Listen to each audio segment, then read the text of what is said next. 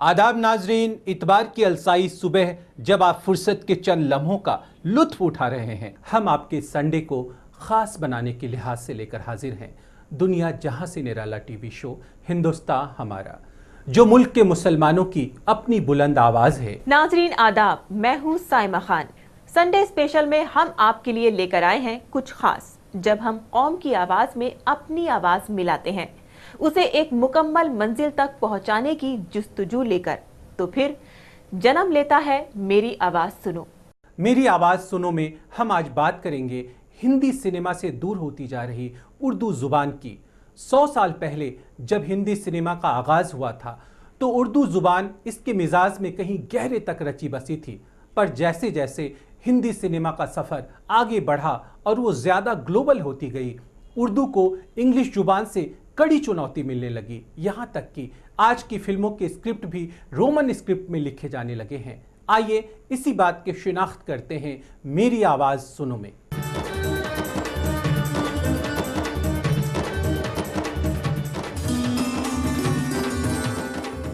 जिसने आपकी मांग से सिंदूर खुश डालने का ऐलान किया है, क्या आप हमारी हिफाजत और अपनी जीत के लिए हमें तलवार नहीं देंगी? मेरी जीत तो कोई नहीं महाबली, मेरी तो दोनों तरह हार है।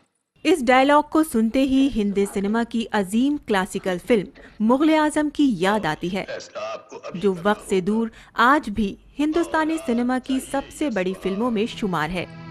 हिंदी सिनेमा में उर्दू डायलॉग्स की खूबसूरती और अदायगी शुरुआती दौर से ही 60 के दहाई तक खासी असरदार रही। आज सिनेमा के चाहने वालों में हिंदी सिनेमा बॉलीवुड की शक्ल में ज्यादा मशहूर हो रहा है। इसकी उम्र 100 साल की होने जा रही है, पर इस लंबे सफर में आसमान की बुलंदियां छूने वाली इस इंडस्ट्री में उर्दू शायरों और अफसाना निगारों का अहम रोल रहा है। सिनेमा के शुरुआती दौर को अगर हम देखेंगे तो वहाँ उस वक्त दो कल्चर का प्रभाव या यूं कहें इन्फ्लुएंस हमें ज़्यादा नज़र आता है। पहला था बंगाली कल्चर का, जो शशधर मुखर्जी के पायनियर में जिसकी लिगेसी को उन्होंने आगे बढ़ाया, और वहीं पारसी थिएटर के पायनियर थे आर्देशीर ईरानी, उनके साथ सोहराब मोदी, पृथ्वीराज कपूर और महबूब खान ऐसे कई डायरेक्टर्स थे जिनके लेगेसी में उर्दू को अच्छा खासा सिनेमा के अंदर में तरजीह दी गई। शानदार हवेलियां, शेरवानी में हीरो और जेवरात से सजी हुई हीरोइनें, कव्वाली, गजलें, आदाब और सुभान अल्लाह जैसे जुमले उस दौर की फिल्मों के रोमांस का अहम हिस्सा बन चुके थे। बरसात की रात, चौदहवीं का चांद, अनमोल घड़ी, महल, मेरे महबूब, अनारकली जैसी फिल्में उर्दू तहजीब की मिसाल बनी। ये सच है कि हिंदी फिल्मों में एज एन लिरिस्ट और डायलॉग राइटर की तरह सबसे ज्यादा योगदान मुस्लिम फनकारों ने ही दिया है, और 50 और 60 के दशक में इसका एक गोल्डन पीरियड हम देख सकते हैं, जहां सबसे ज्यादा हमें उर्दू दिखती है। 1931 में जब आर्देशीर ईरानी ने पहली बोलती फिल्म आलमारा बनाई तो पारसी थिएटर में उर्दू का चलन तेजी से बढ़ा। ईरानी के इस चलन को सोहराब मोदी, महबूब खान, पृथ्वीराज कपूर और के आसिफ ने बाखूबी आगे बढ़ाया। उर्दू एक अलग जुबान नहीं थी। ये उर्दू, जैसा कि इतिहास में हमने देखा है कि 1931 से पहले तक उर्दू और हिंदी दोनों एक मिश्रित रूप में as an mixture Ganga Jamuni तहजीब के तौर पर हिंदुस्तानी के रूप में हमें नजर आई थी।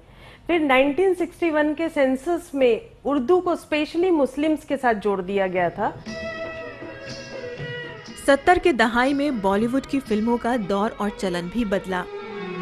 अफसाना निगारों, डायरेक्टरों, मौसीकीकारों और नगमा निगारों की सोच भी बदल रही थी, और उनके काम करने का तरीका भी। उस दौर में आई कमाल अमरोही की पाकीज़ा में अवध के शानदार दौर को मीना कुमारी के जरिए दिखाया गया। फिल्म के गानों और डायलॉग्स में उर्दू कहीं शिद्दत से मौजूद थी।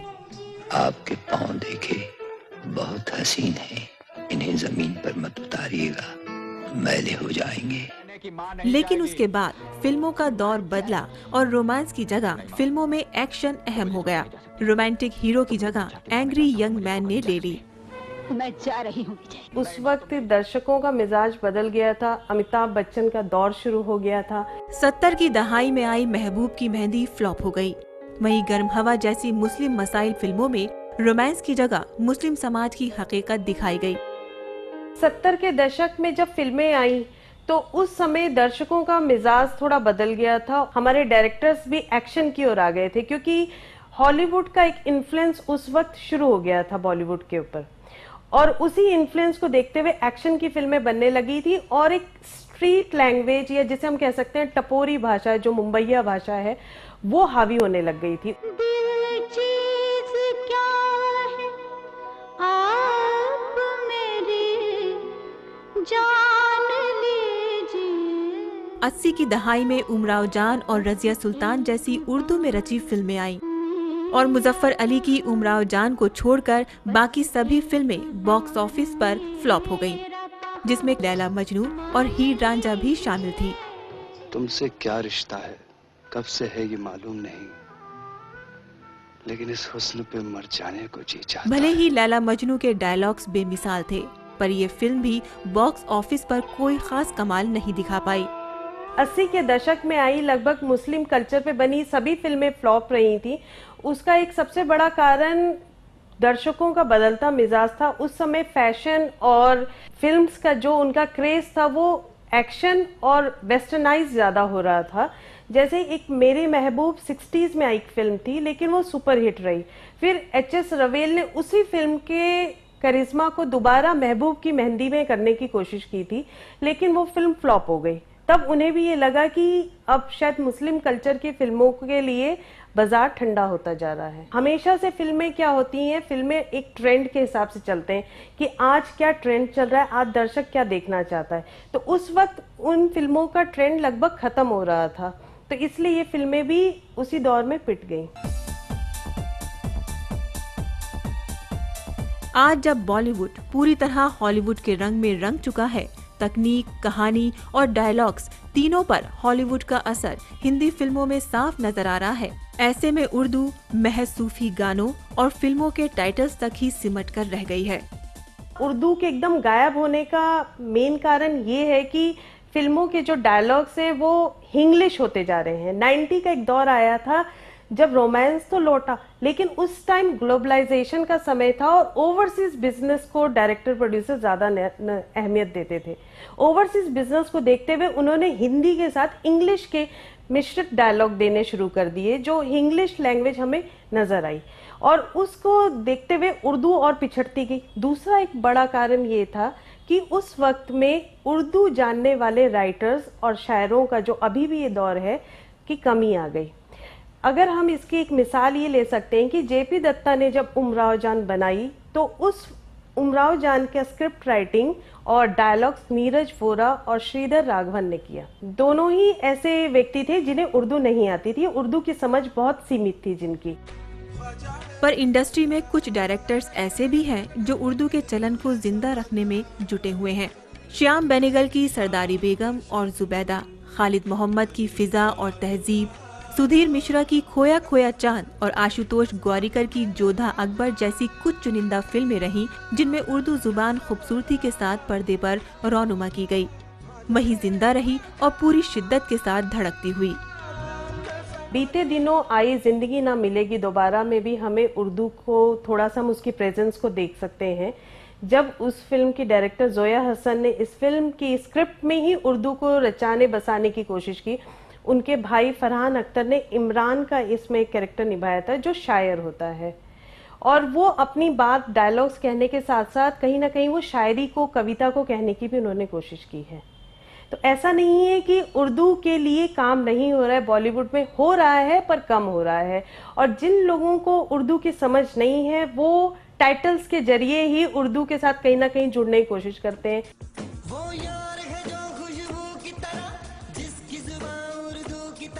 आज के दौर में शायरों में गुलजार, जावेद अख्तर जैसे मजे हुए शायरों के साथ साथ इरशाद कामिल जैसे नौजवान शायर भी मौजूद हैं, जिन्होंने अपने खूबसूरत नगमों के जरिए उर्दू जुबान को फिल्मों में जिंदा रखने की कोशिश की है।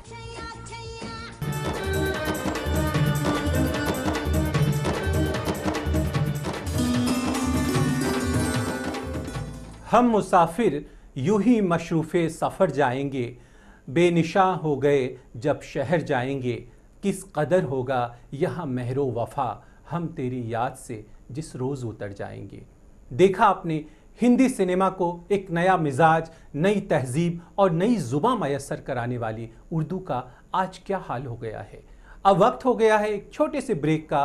ब्रेक से वापस लौटने के बाद आपको दिखाएंगे मकाम और उसमें मिलवाएंगे टीएमसी के सीनियर लीडर सुल्तान अहमद साहब से। वक्त की धड़कनों को यूं ही संभाल कर रखिएगा, हम लौट कर आते हैं पल दो पल में।